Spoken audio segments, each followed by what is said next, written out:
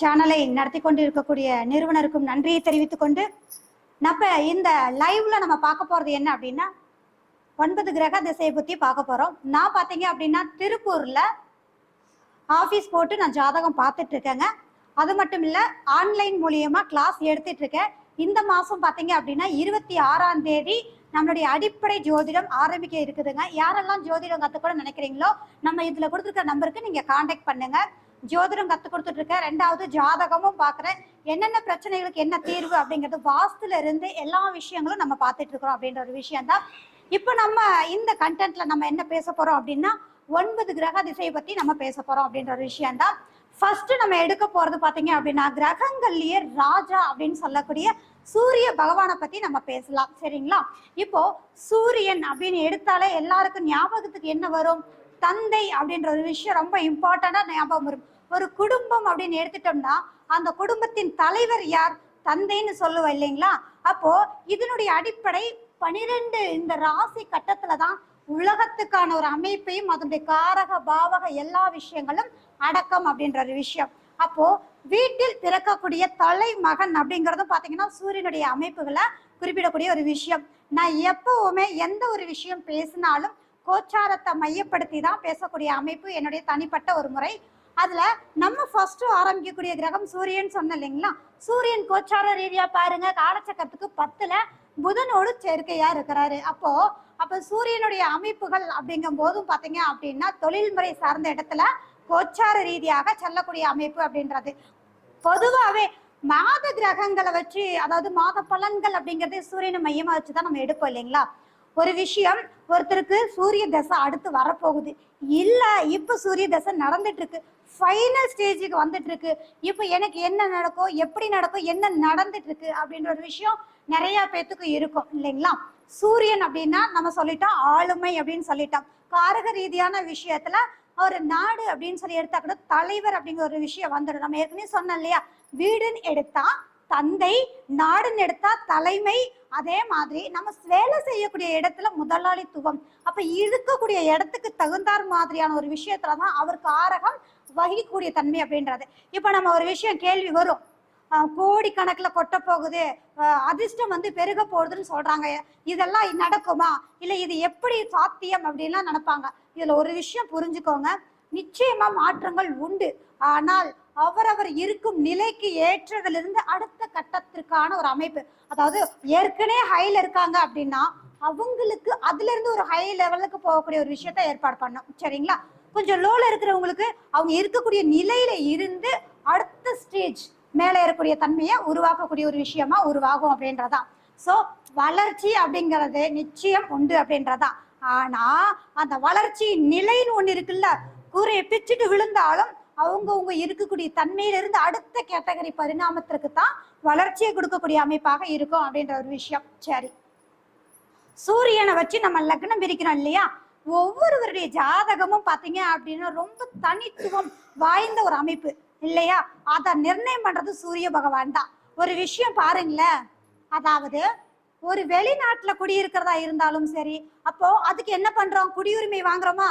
குடி உரிமை அப்படிங்கறது அந்த இடத்துல இருக்கிறதுக்கான ஒரு அங்கீகார தன்மை அப்படின்னு சொல்லுவோம். அதே மாதிரி பிரபஞ்ச கனெக்டிவிட்டியில நம்ம பிறக்கக்கூடிய தன்மைகள் அப்படிங்கும் போது இறைவன் பிறப்பு ஜாதகம், ஜனன ஜாதகம் அப்படின்ற ஒரு விஷயத்த பதிவு பண்ணக்கூடிய விஷயம். நம்ம எப்போது இந்த பூமியில் ஜனிக்கிறோமோ அந்த நிமிடத்தில் இருந்து நம்மளுடைய ஜாதகம் இயங்க ஆரம்பிக்குது. தசாபுத்திகள் எந்த நட்சத்திரத்தில் பிறந்திருக்கோம் அதன் அடிப்படையில ஒவ்வொரு தசாபுத்திகளும் ஆரம்பிக்கக்கூடிய தன்மைகள் அப்படின்ற ஒரு விஷயம். அப்போ குடியுரிமை வாங்கியாச்சு, அந்த குடியுரிமை அப்படிங்கிற ஜனன ஜாதகத்தின் தசாபுத்தி அடிப்படையில தான் நம்மளுடைய இயக்கங்கள் நடைபெறும். ஃபைனல் வரைக்கும் அதனுடைய கால அளவு இருக்கு. இதுல நிறைய கேள்வி வரும், ஏங்க எனக்கு ஜாதகமே தெரியாதுங்க என்னங்க பண்றது? அதுக்கு தான் எப்படி ஒரு ஆவணங்கள் தொலைஞ்சா அதுக்கு அடுத்து நம்ம என்ன பண்ணுவோம், அதுக்கு அடுத்து என்ன சொல்யூடு இருக்குன்னு தான் தேடுவோம். அதே மாதிரி இந்த சூரியன் அப்படிங்கும் போது நம்ம ஏன் இந்த இடத்துல நம்ம சொல்றோம் அப்படின்னா ஆளுமை, சூரியன் அதிகாரம்னு சொல்றோம். ஆனா வெளிச்சத்துக்கு உண்டான அதிபதி ஒருவரை நிர்ணயித்து இந்த தனித்துவம் செய்யக்கூடிய அமைப்புகளும் சூரியனுடைய அமைப்பு ரொம்ப இம்பார்ட்டண்டான ஒரு விஷயம் இல்லைங்களா?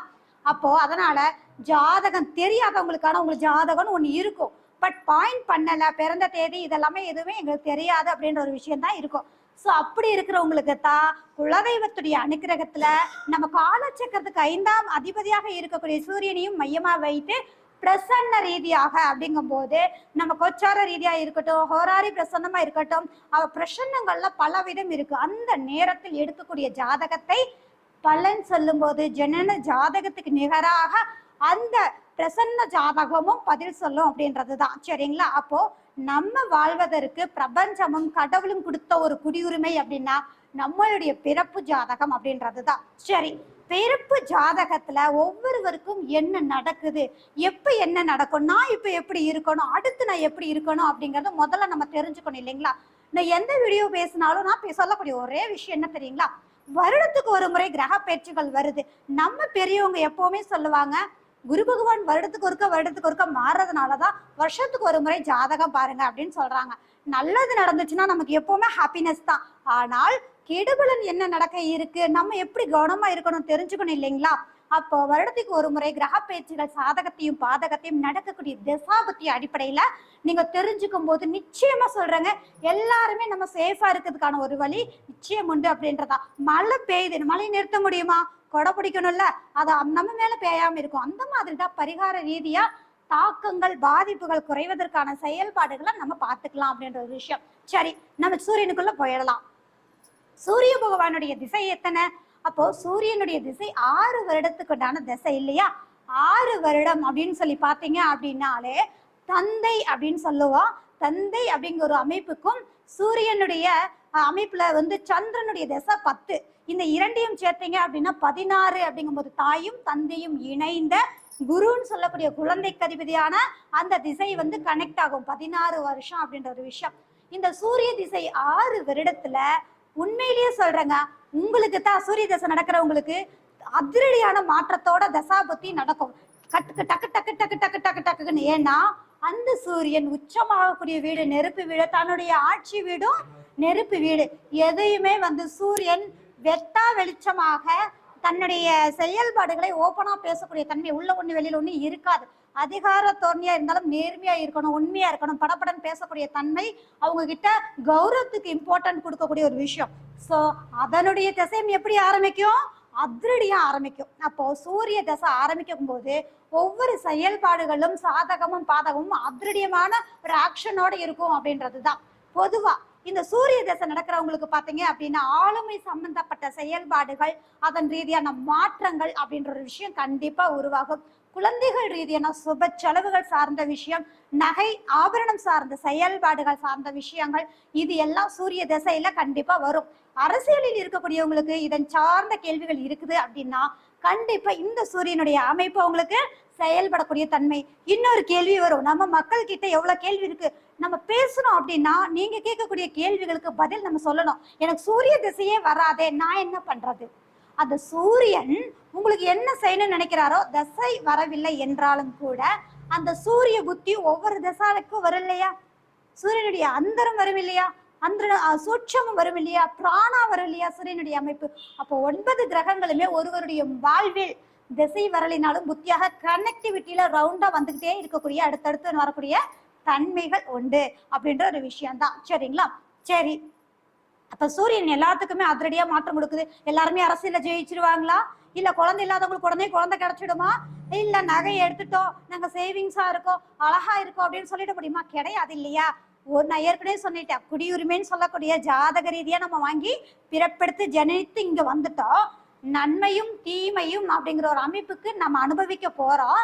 நம்ம பிறக்கும் போதே நம்மளுடைய கர்ம அடிப்படையில சூரியன் நமக்கு சாதகத்தையும் பாதகத்தையும் எப்படி இருக்கிறாங்க போது பிறக்கும் போதே நம்ம வாங்கி வந்த வரம், அது செயல்படுறதுக்கு இந்த திசை ஆரம்பிச்சு அதுக்கு கண்ணுக்கு உயிர் கொடுக்கற மாதிரி கோச்சாரம் செயல்படும் போது டக்கு டக்கு டக்கு டக்குன்னு அடுத்தடுத்த நிகழ்வுகள் நடக்கக்கூடிய தன்மையா இருக்கும் அப்படின்ற ஒரு விஷயம்தான். சரி, அப்போ சூரியன் கிட்டத்தட்ட 9 கிரகங்கள் நம்ம சொல்றோம் இல்லையா? இப்ப பாருங்க, உதாரணத்துக்கு சூரியனும் புதனும் சேர்க்க இல்லையா? சூரியன் புதன் சேர்ந்து ஒருவருக்கு அவங்களுடைய ஜனன ஜாதகத்துல 4, 8, 12 6ஆம் இடமா இருந்தாலும் சரி, கண்டிப்பா அவங்களுக்கு எந்த மாதிரி தொந்தரவு இருக்கும் அப்படின்னா வண்டி வாகன ரீதியா நிச்சயமா கவனமா போய் வரணுங்க. வண்டி வாகனத்துல கொஞ்சம் கீழே விழுகக்கூடிய தன்மை இருக்கு. சூரிய திசை வளர்ச்சி கொடுக்கும் என்பதுல மாற்றமே கிடையாது. அது பாதிக்கப்படும் போது ஒரு விதமான பாதிப்பை கொடுத்ததற்கு பின் வளர்ச்சியை கொடுக்கக்கூடிய தன்மையை ஏற்படுத்தும் அப்படின்றதான். அப்போ ஒரு சின்ன சேதாரமான ஒரு விபத்தை சந்திக்கக்கூடிய தன்மையா அந்த சூரியனும் புதனும் கொடுக்கக்கூடிய தன்மை அப்படின்றதுதான். அப்போ புதன் சுயசாரமாக இருக்கு அப்படின்னா அவங்களுக்கு கை சார்ந்த விஷயங்கள்ல பிராக்சர் ஆகுது, அந்த கையில நரம்பு பாதிக்குது அப்படின்ற ஒரு விஷயத்த இந்த சூரியனுடைய திசையில ஆரம்பிக்கும். அது மட்டும் கிடையாது, அப்போ அதுல ராகு சம்பந்தப்பட்டாலே பாத்தீங்க அப்படின்னு இந்த பிளேட் வைக்கிறாங்க இல்லைங்களா, விபத்தாகி பிளேட் வைக்கிற ஒரு விஷயம். சனி பகவான் அங்க சாய்ண்ட் ஆயிட்டார் அப்படின்னா கால் பகுதியில பாதிக்கப்படக்கூடிய தன்மையாக இருக்கும் அப்படின்ற ஒரு விஷயம். அதுவே கேதுவா இருந்துச்சு அப்படின்னா நிவர்த்தி பண்றதுல ரொம்ப ஸ்ட்ரகிள் கொடுக்கக்கூடிய ஒரு விஷயமா இருக்கும் அப்படின்றதுதான். அதுவே 8ஆம் இடமா இருந்து காலச்சக்கரத்துக்கோ அல்லது லக்னத்துக்கு எட்டா இருந்தாங்க அப்படின்னு பாத்தீங்களா பேக் பெயின் வருங்க. கம்பல்சரி சுக்கிரனுடைய வீடா இருக்கட்டும் இல்ல சுக்கிரனுடைய அமைப்புகள் ஜாயின் ஆகும் போது பெண்களுக்கு பெருமளவிலான பாதிப்புகளை கொடுக்கக்கூடிய தன்மைகள், கர்ப்பப்பை வயிறு சார்ந்த தொந்தரவுகளை கொடுக்கக்கூடிய ஒரு விஷயம் உருவாகும் அப்படின்றதுதான். சரி, அப்போ சூரியன் புதன் இதெல்லாம் நம்ம கெடு பலன்களை சொல்லிட்டோம். நல்ல பலன் பார்த்துடலாமா? சூரியனும் புதனும் சேர்ந்திருக்கு. கம்யூனிகேஷன் சம்பந்தப்பட்டு இருக்கக்கூடியவங்களுக்கு நல்ல மாற்றத்தை கொடுக்கக்கூடிய தன்மை இருக்கும். அதே மாதிரி உறவுகள் ரீதியா பலத்தை கொடுக்கக்கூடிய தன்மைகள் உருவாகக்கூடிய சூழல் உருவாகும் அப்படின்றதுதான். அதாவது புதன் அப்படிங்கிறது அறிவு. அதே ஒளி பொருந்திய சூரியனோட சேரும்போது எப்பேற்பட்டாது அந்த ஜாதகருக்கு ஜெயிக்கக்கூடிய தன்மையை, அவங்க வாழ்க்கையில எவ்வளவு கஷ்டங்கள் வந்தாலும் மேடேறி அடுத்து எந்த பாதையில போனா ஜெயிக்கலாங்கிறத நிச்சயம் இந்த தசை உங்களுக்கு என்ன பண்ணும், காமிச்சு கொடுக்கும் அப்படின்ற ஒரு விஷயம்தான். அதே மாதிரி சூரியனும் சந்திரனும் சேர்ந்துச்சு அப்படின்னாலே நம்ம அமாவாசைன்னு சொல்லுவோம் இல்லைங்களா. அப்போ இந்த கிரக அமைப்புகள்ல நிறைய மொழிகள் பேசி வரக்கூடிய அமைப்பு அப்படின்றது இருந்தாலும் கூட நம்ம பிளஸையும் பேசலாமே. சூரியனும் சந்திரனும் சேர்ந்துருச்சு அப்படின்னாலே ரெண்டுமே ஒளி பொருந்திய கிரகம். சூரியன் பவர்ஃபுல்லான ஒரு கிரகம். அந்த சூரிய ஒளியை வாங்கி டிரான்ஸ்மிட்டரா வேலை பார்க்கிறவரு சந்திரன் இல்லையா. அப்போ இந்த ஒளி பொருந்திய கிரகங்கள் இரண்டும் இணைந்து தசாபத்தி நடத்தும் போது ஜாதகர் வெளிச்சத்துக்கு வரக்கூடிய தன்மை, நீங்க எதிர்பார்த்த விஷயம் நிச்சயமாக என்ன நடக்கும், கூடி வரக்கூடிய தன்மையை உருவாக்கும் அப்படின்ற ஒரு விஷயம்தான். சரி, அடுத்தது சூரிய தசை நடக்குதுங்க, கூட ராகு சேர்ந்திருக்கார் அப்படின்னா தந்தை ரீதியான சொத்து சார்ந்த விஷயங்கள் அல்லது தந்தை மற்றும் அது ராகுனாலே தாத்தான்னு சொல்லுவோமா. அப்போ வம்சாவளிய நான் ஜனன ஜாதக ரீதியா ஒருத்தருக்கு நான் பார்த்தேன், சூரியன் ராகு சேர்க்க சரிங்களா, அவங்களுக்கு சூரிய தசை ஆரம்பம். ஆனா அவங்க பூர்வீகத்தை விட்டு காலச்சேர்க்கிறதுக்கு 5ஆம் அதிபதி ராகுவோட சேர்ந்திருக்கும் போதே அவங்க மேஷ லக்னம் தான் சரிங்களா. அப்போ சூரிய தசை ஆரம்பிச்சோடனே அவங்க ஏற்கனவே தாத்தா காலத்துல இருந்து பூர்வீகத்தை விட்டு வெளியேறி வந்த ஜாதகம். ஆனா வெளியேறி வந்தாலும் கூட அந்த சொத்து ரீதியான விஷயங்கள் எல்லாமே அப்படியே பெண்டிங்ல போட்டு வச்சிருக்காங்க. எப்ப இந்த சூரிய தசை ஸ்டார்ட் ஆச்சோ அப்பவே அந்த சொத்துல கை வைக்கக்கூடிய தன்மை வந்துடும். ஏன் வந்துச்சு, கூட யார் சேர்ந்திருக்கா, ராகு இல்லையா. அப்போ இந்த 5ஆம் இடம் தாத்தான்னு சொல்லக்கூடிய அமைப்பு வரும், 9க்கு 9 சம்பந்தப்படும் போது அப்போ தாத்தா சொத்துகள் ரீதியாக பூர்வீக சொத்துல அவங்க மாற்றத்தை கொடுக்கக்கூடிய தன்மை எனக்கு வருமா, கேள்வி எனக்கு வருமா அந்த சொத்து அப்படின்றதான். இந்த சூரியன் வாங்கின நட்சத்திரம் அற்புதமா இருந்ததுனால கண்டிப்பா அந்த சொத்து வரும். பூர்வீகத்தில் வசிக்கக்கூடிய தன்மை 5ஆம் அதிபதியோட ராகுக்கு சம்பந்தப்பட்ட வசிக்கக்கூடிய தன்மை இருக்காது இல்லையா. அப்போ வந்துச்சுன்னா அந்த சொத்தை நீங்க மாத்தி உங்களுக்கான அமைப்புகளாக மாத்திக்கோங்க அப்படின்னு சொல்லி நம்ம சொல்லிட்டோம். சரி, இது ராகுடைய அமைப்புன்னு சொல்லிட்டோம். சூரியனோட கேது சேர்ந்தா என்ன நடக்கும்? கேது அப்படின்னாலே ஞானக்காரகன் மற்றும் சித்தர்னு சொல்லுவோம். அதுலயே இந்த கேது தான் கிட்டத்தட்ட பாத்தீங்க அப்படின்னா ஜெயிலுக்கு போகக்கூடிய தன்மைக்கு இந்த கேது பகவானுடைய காரகம் தான். நல்ல நிலையில இருந்த ஞானத்தையும் கெட்ட நிலையில இருந்துச்சு அப்படின்னா என்ன பண்ணிடும், கொலகாரனாகவும் என்ன பண்ணிடும், மாத்திடும் அப்படின்ற ஒரு விஷயம்தான். சோ சூரியன் கேது சார்ந்து இருந்துச்சுனாலே தந்தை உறவுல மனக்கசப்பு கண்டிப்பா இருக்குங்க. அதே மாதிரி நீங்க வேலை பார்க்கக்கூடிய இடங்கள்ல உங்களுடைய ஓனருக்கும் உங்களுடைய முதலாளிக்கும் உங்களுக்கும் கான்ட்ரசி வந்துகிட்டே இருக்கும். இனம் புரியாத ஒரு கிராஷ் இருந்துகிட்டே இருக்கும். ஒரு பிடித்தல் இருக்காது. நீங்க என்ன செஞ்சாலும் குறை சொல்லிக்கிட்டே இருக்காங்கன்னு சொல்லுவோம் இல்லையா, அந்த அமைப்பு இருக்கும். அதே மாதிரி பூர்வீக சொத்துக்கள் இருந்தாலும் அனுபவிக்க முடியாம கோர்ட்டு கேஸ் இது மாதிரியான செயல்பாடுகளை கொடுக்கும். பூர்வீகத்தை விட்டு துரத்தி விடும் அப்படின்ற ஒரு விஷயம். இதுல இன்னொரு சூட்சமம் இருக்குதுங்க. நம்ம ராகு கேது தசை வரும்போதுதான் ஹைலைட்டேமோ, அதை தனியா அப்புறம் பாத்துக்கலாம். இந்த ராகுடையும் கேதுவோடையும் சம்பந்தப்பட்ட சூரிய தசை ஆரம்பிச்சிச்சுனாலே அங்க அமானுஷ்யம் வந்துடும். சரிங்களா? அது அமானுஷ்யம் அப்படிங்கும் போது அந்த ராகு கேதுடைய திசையில பரிகாரத்தை நம்ம பாத்துக்கலாம். அப்போ இந்த சூரியன் கேது வரும்போது நம்ம எந்த ஆல்ட்ரேஷனும் என்ன பண்ண முடியாது, சரி பண்ணி அடுத்து அதையவே அனுபவிக்கக்கூடிய குடுப்பனி வராது.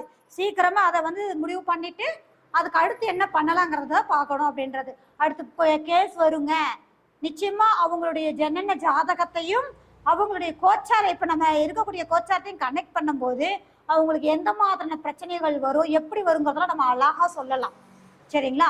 அதுவே பாருங்க, சூரியன் இங்க உச்சமாகி கேதுவோடு சேர்ந்துட்டா இவங்கதான் காலச்சக்கரத்துக்கு தலைப்பகுதியில உச்சம் இல்லையா? தசாபுத்தி நடக்கும் போது இப்போ இவங்களுக்கு விருச்சக லக்கணமோ அல்லது கன்னி லக்கணமா இருக்கும்போது தலைப்பகுதியில பாதிப்பு வரும். அப்போ தலைப்பகுதியில கட்டிகள் சார்ந்த கேன்சர் கட்டி அப்படின்ற விஷயத்த கொடுக்கக்கூடிய தன்மை இருக்கும்.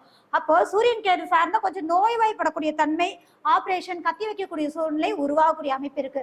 சூரியன் கேது சார்ந்தவங்களுக்கு நம்ம என்ன பண்ணணும், எப்படி இருக்கணுங்கிறத தெரிஞ்சிருந்தாலே நிச்சயமா நல்ல விஷயங்களை ஏற்படுத்தக்கூடிய தன்மை உருவாகும் அப்படின்ற ஒரு விஷயம்தான். சரி, அதே மாதிரி சூரியனுக்கு இணைவு இருந்துச்சுனாலே ஞானத்தை கொடுக்கறதுல எந்த குறைபாடும் வைக்கிறது இல்லை ஆன்மீக ரீதியான விஷயத்துல. ஆனா பாதிக்கப்படும் போது நானே கடவுள்ன்ற ஒரு சிந்தனையை கொண்டுட்டு வந்துடும்.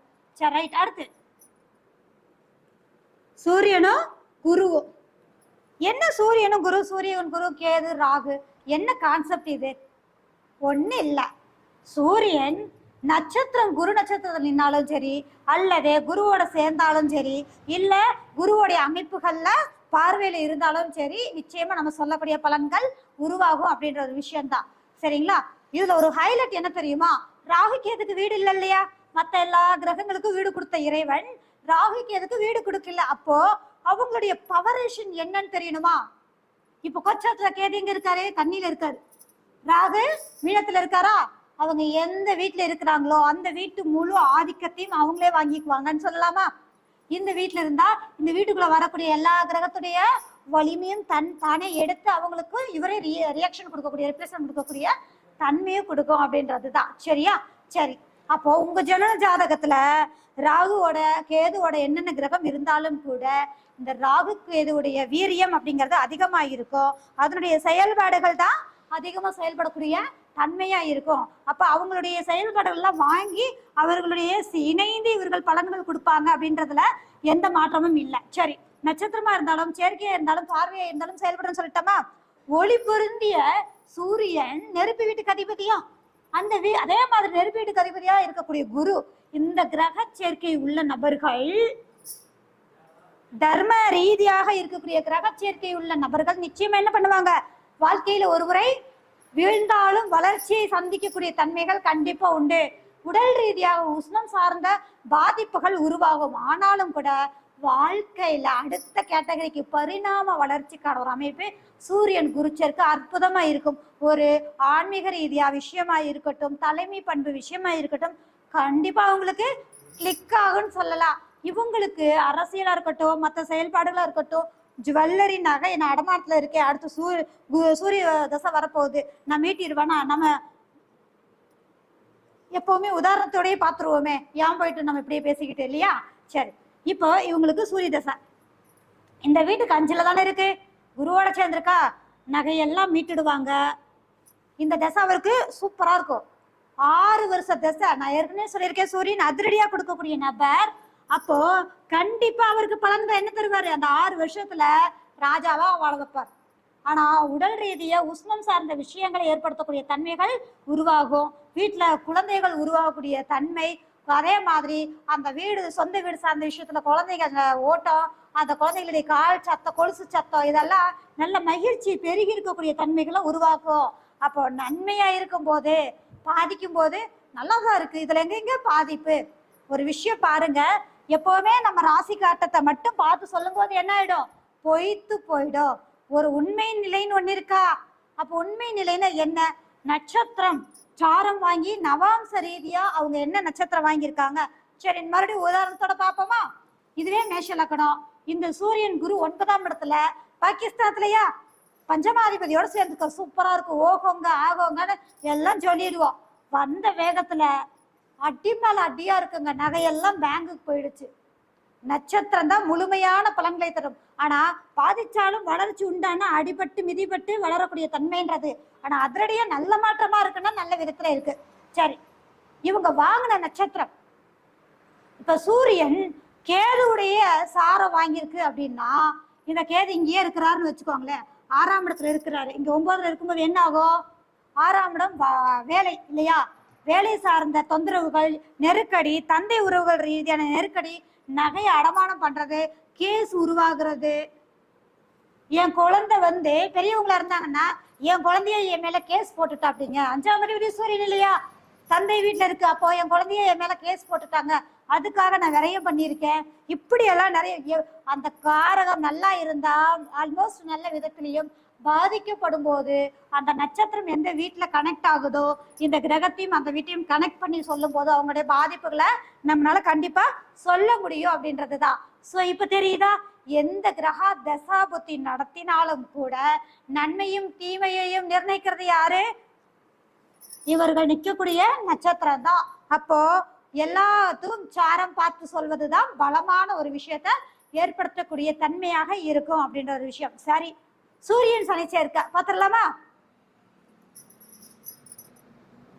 சூரிய தசை ஆரம்பிச்சிருச்சு, சனி பகவானோட சேர்க்க. இதுல ஒரு விஷயம் பாருங்க, சூரியனுக்கும் நம்மளுடைய 9 கிரகங்களுடைய வாழ்க்கையுடைய வரலாறு நம்ம எப்பவுமே தெரிஞ்சிருக்கும் போது சூரியனுக்கும் சனிக்கு எப்பவுமே ஒத்து போகாது, எல்லாத்துக்கும் தெரியும் இல்லையா? அப்போ என்னதான் நல்ல விதமாகவே இருந்தாலும் ஒரு வீட்டுல அப்பாவும் பையனும் பேசிக்க மாட்டாங்க. எத்தனை ஜாதகம் இருக்கு தெரியுங்களா? அவ்வளோ ஜாதகமும் பாருங்க, அவர் வேலையை பார்ப்பாருங்க, நானா ஏன் வேலையை பார்ப்பாங்கன்ற மாதிரி இருக்கும். எனக்கு அவ்வளோ ஆச்சரியமா இருக்கும். ஏன் அப்படி அப்படின்னா அந்த காரகம் அவ்வளோ அழகா வேலை செய்யுது. சூரியன் அப்படிங்கிறது சனி பகவானுடைய தந்தை. ஆனா அவங்களுடைய உறவுமுறைகள் எப்படி இருக்கோ கசப்பாதான் இருக்கு இல்லையா? இவர் நிழல் கிரகம் இருட்டா இருப்பாரு, இவர் வெளிச்சமா இருப்பாரு. அது மாதிரி அவங்களுடைய ஜாதகத்துல எவ்வளவு சிறப்பா இருந்தாலும் கூட தந்தை மகனுடைய உறவு நல்ல நிலையான ஜாதகமா இருந்தா ஒரே வீட்டுல பேசிக்காம இருப்பாங்க. பாதிக்கப்பட்டு இருக்கு அப்படின்னா தனித்தனியா பிச்சு விட்டுரும். இதுதான் விஷயம். அப்போ சூரிய திசை நடக்கக்கூடியவங்களுக்கு கிரக ரீதியா நட்சத்திர ரீதியா எந்த நட்சத்திரத்துல நிக்குது, நமக்கு என்ன பாதிப்பு வரும், உடல் ரீதியான பாதிப்பா, வாகன ரீதியான பாதிப்பா, அல்லது எதன் ரீதியான வளர்ச்சி, நான் எதை எடுத்துட்டா வளர்ச்சியா இருக்கும். இப்ப நம்ம சொல்லிட்டோம் சூரியன் கேதுவோட சம்பந்தப்பட்ட சித்தர் வழிபாடு, மலை மேல இருக்கக்கூடிய சித்தர் கோயிலுக்கு போயிட்டு வாங்க, யாக வளர்த்தும் போது யாக பொருட்கள் வாங்கி கொடுங்க நம்ம சொல்லலாம், சரியா? அதே மாதிரி சூரியன் சனி சம்பந்தப்பட்ட என்ன சொல்லலாம்? சனின்னா காவல் தெய்வம்னு சொல்லுவோமா? காவல் தெய்வம் சொல்லுவோம். சூரியன் சம்பந்தப்படும் போது வெளிச்சமான இடம், பாரம்பரியமான ஒரு விஷயம். அப்போ குலதெய்வம் சார்ந்த விஷயங்களுக்கு நீங்க சென்று வரும்போது சனி பகவானுடைய காரக ரீதியை செயல்படுத்தும் போது நிச்சயமா பரிகாரமா மாற்றக்கூடிய தன்மையாக இருக்கும் அப்படின்ற ஒரு விஷயம் தான், சரிங்களா? இதுல ஒரு மாற்று கருத்து ஒரு விஷயம் பாருங்களேன், அதுக்காக எல்லாத்துக்கும் சொல்லக்கூடாது. நான் உங்கள ஒருத்தியா நான் பேசிட்டு இருக்கேன். ஜாதகம் இல்லாதவங்களை பத்தி மட்டும் பேசினா ஜாதகம் இருக்கிறவங்க இல்லாதவங்களுக்கு கேள்வி வருமா? அதனாலதான் ஜாதகம் இல்லாதவங்களுக்கு பிரசன்ன ஜாதகம்னு ஒண்ணு இருக்குன்னு சொல்லியிருக்கேன். 2வது, சூரியன் சனி சேர்ந்தா அப்பாவுக்கும் பையனுக்கு பிள்ளைங்க ஆகுதுன்னு சொல்லியிருக்கேன்னா, அப்ப பொண்ணா இருக்குன்னு கேள்வி உங்களுக்குள்ள வருமா? அதுக்கும் பதில் பாருங்க. சூரியனும் சனியும் சேர்ந்து இருந்தா பெண் பிள்ளைகளுக்கு அப்பா பிள்ளை பாண்டிங் நல்லா இருக்கும், ஆண் பிள்ளைகளுக்கு தான் பாதிப்பை கொடுக்கக்கூடிய தன்மை இருக்கும். காரக ரீதியா சின்ன சின்ன சங்கடங்கள் இருந்தாலும் கூட நல்ல ஒரு அமைப்பை கொடுக்கக்கூடிய தன்மை பெண் குழந்தைகளுக்கு ஏற்படுத்தக்கூடிய தன்மை இருக்கும் அப்படின்ற ஒரு விஷயத்தை ஏற்படுத்தும் அப்படின்றதுதான். 2வது, இந்த சூரியனுடைய வீட்டுக்கும் சனி பகவான் வீட்டுக்கும் 6 8 இருக்கிறதுனால நீண்ட நாள் சொல்லக்கூடிய உடல் ஆரோக்கிய ரீதியான தொந்தரவுகளை ஃபேஸ் பண்ணக்கூடிய தன்மை இருக்கும். சுக்கிரன் சம்பந்தப்பட்டா கிட்னி சார்ந்த செயல்பாடுகள், அடுத்ததா வயிறு சார்ந்த தொந்தரவுகள் கொடுக்கக்கூடிய தன்மையை ஏற்படுத்தும். இந்த மாதிரி நிறைய விஷயங்கள் நம்ம சொல்லிக்கிட்டே இருக்கலாம். நம்ம சூரிய திசைன்னு எடுத்தா இந்த சூரியன் 12 வீட்டுல இருந்தா என்ன, எந்த நட்சத்திரத்துல இருந்தா என்ன, அந்த நட்சத்திராதிபதி எங்க இருந்தா என்னங்கிறத பல விதமான செயல்பாடுகள் இருக்கு. அப்போ ஒரு ஜாதத்தை எடுத்த உடனே ராசி கட்டத்தை பார்த்த உடனே ஆகோகன்னு சொல்லலாமா? கிடையாது இல்லையா? அப்போ நட்சத்திரத்தை பார்த்து அந்த கிரகங்கள் நடத்தக்கூடிய திசையில சூரியனோட ராகுக்கு எது கனெக்ட் ஆயிட்டா இவருடைய பவர் அவங்க வாங்கி ரியாக்ட் பண்ணுவாங்க. அவங்க நல்ல விதமா பண்றாங்களா கெட்ட விதமா பண்றாங்களான்ற ஆய்வு பண்ணி நிச்சயமா பரிகாரம் உண்டு. சூரிய திசை ஒவ்வொருவருக்கும் நடக்கும் போது என்ன நட்சத்திரத்துல நிக்கிறதோ அல்லது எந்த கிரகத்தோடு சேர்ந்து இருக்கோ அதன் ரீதியான கோவில் வழிபாடு பரிகாரங்களை எடுக்கும் போது நிச்சயமாக வாழ்வில் வெற்றி அடைக்கக்கூடிய தன்மை உண்டு. பாதிக்கப்பட்டாலுமே அந்த பாதிப்புகளை குறைத்து வாழ்வில் மேம்படுவதற்கு நம்ம என்ன செய்யலாங்கிறத நிச்சயமா சொல்ல முடியும். அதுதான் ஜாதகம் இல்லையா? நம்ம அடி வாங்கிட்டே இருக்கோம்னு சொல்றோம். அப்ப அதுல இருந்து ஒரு பரிகாரம்னு ஒண்ணு வேணும் இல்லையா? அதுக்குத்தான் நல்ல நிலையில இருந்தா ஹாப்பினஸ், பாதிக்கப்படும் போது எப்படி நமக்கு அதுக்கு பரிகாரம் செயல்படுங்கிறது தெரிஞ்சு செயல்படும் போது நிச்சயமா ஜெயிச்சிடலாம் அப்படிங்கிற ஒரு விஷயம்தான். சரிங்களா? சரி, பொதுவாகவே சூரியனுக்கும் சுக்கிரனுக்கும் ஆகாது தெரியுமா? சூரியன் சுக்கிரன் சேர்க்கை இருந்தாலே திருமண வாழ்க்கையில பாதிப்பு, திருமணம் தடைப்படுறது, திருமணம் தள்ளி போறது, இது மாதிரி ஒரு விஷயங்கள் இருக்கும். சூட்சமம் என்னன்னு தெரியுமா? பாருங்க, இங்க பாருங்க, சுக்கிரன் இங்க ஆட்சியா, ராசிக்கிறதுக்கு 5ஆம் அதிபதி இங்கதான் நீச்சமாகிறார். ஆகிறாரா? அப்ப குடும்ப வாழ்க்கை காதல்னு ஒரு விஷயம் இருந்தாலும் கூட திருமணத்துல கொஞ்சம் பிரேக் பண்ணோம், தடை பண்ணோம், தாமதப்படுத்தோம், இல்ல குழந்தை பிறந்து அதுலயும் 2வது குழந்தை, கலச்சக்கரத்துக்கு 7ஆம் அதிபதி இல்லையா? 2வது குழந்தை பிறந்ததுக்கு அப்புறம் வீட்டுல நிறைய தொந்தரவுகளை ஃபேஸ் பண்ணக்கூடிய விஷயம்லாம் நிறைய இருக்கு. பொதுவா சூரியன் நீச்சம் ஆயிட்டாலே தந்தை உறவுல பாதிப்புன்னு சொல்லுவோம். இதுல ஒரு சூட்சமம் இருக்கு. என்ன சூட்சமம்? அதுதான் எப்பவுமே நம்ம சொல்லக்கூடிய ஒரு விஷயம். நம்ம கிட்டத்தட்ட பாத்தீங்க அப்படின்னா இதுல விசாக நட்சத்திரத்துல 1ஆம் பாதத்துல இருக்கு அப்படின்னா சூரியன் நீச்சமா இங்க உச்சத்துக்கு வந்துருவாரு. நவாம்சத்துல இவர் நீச்சமா இருக்கு, அடி விழுகும், அப்படி இருக்கும் இப்படி இருக்கும், நம்ம பாட்டு சொல்லிட்டு போயிட்டே இருப்போம், சூப்பரா இருப்பான். ஏன்? நான் ஏற்கனவே சொல்லியிருக்கேன், நட்சத்திரத்தை பார்த்துதான் எப்போதுமே யாருக்குமே நம்ம பதில் சொல்லணும். 10ஆம் பொதுவா ராசி கட்டத்தை பார்த்து சொல்லும் போது தோத்து போயிடுவோம். சரியா? அப்போ நீச்சமான சூரியன் உச்சமாகிறாரு நவாம்சத்துல. அப்ப நற்பலன்களை செய்வாரா? அது பாதிக்கப்படும் போது கெடுபலன்களை கூடுதலா செய்வாரு, அதுக்காக விட மாட்டாரு. சரியா? இருக்கக்கூடிய ஆதிபத்தியம் நட்சத்திரத்தை அடிப்படையில தான் செய்யக்கூடிய தன்மைகள் இருக்கு. சோ சூரிய தசை புத்தி நடக்கக்கூடிய நபர்கள் உங்களுக்கு எந்த வீட்டுல நிக்குது, நீங்க எந்த மாதிரியான பரிகாரங்கள் செய்யணும், எந்த மாதிரி வழிபாடுகள் செய்யணும், எந்த உறவுகளிடம் பக்கபலமா பாதுகாப்பா இருக்கணுங்கிறதெல்லாம் நிறைய இருக்குங்க. யாருக்கெல்லாம் சூரிய தசை நடக்குதோ நீங்க இந்த நம்பருக்கு நீங்க கால் பண்ணலாம். இல்ல சந்தேகங்கள்னா கமெண்ட் பாக்ஸ தெரிவிங்க, உங்களுக்கு பதில் கிடைக்கும். சரிங்களா? சூரிய திசை நடக்கும் போது எந்த கிரக திசை நட்சத்திரமா வாங்கினாலும் சரி, செயற்கையா இருந்தாலும் நிச்சயமா அந்த பாதிப்புல இருந்து மீண்டு வருவதற்கும் நீங்கள் எதிர்பார்த்த காரியம் கைகூடி மேம்படுவதற்கும் நம்மால் வழிகாட்ட முடியும் ஜோதிட ரீதியாக அப்படிங்கிறத நம்ம சொல்லிக்கலாம். மறுபடியும் மீண்டும் ஜோதிடம் கத்துக்கணும்னு நினைக்கக்கூடிய நபர்களுக்கு இந்த மாதம் 26ஆம் தேதி அடிப்படை ஜோதிடம் இருக்குதுங்க. நீங்க ஜோதிடம் கத்துக்கணும்னு நினைக்கிறீங்க அப்படின்னா இந்த நம்பருக்கு கான்டாக்ட் பண்ணுங்க. சரிங்களா? ஆன்லைன் மூலியமா நம்ம அடிப்படை ஜோதிடம் கத்து கொடுக்குறோம். அதே மாதிரி அடுத்தடுத்த வகுப்புகள் நடைபெறும் அப்படின்ற விஷயத்தையும் மகிழ்ச்சியோட தெரிவித்துக்கலாம். சரி, சூரிய திசையை பார்த்தாச்சா?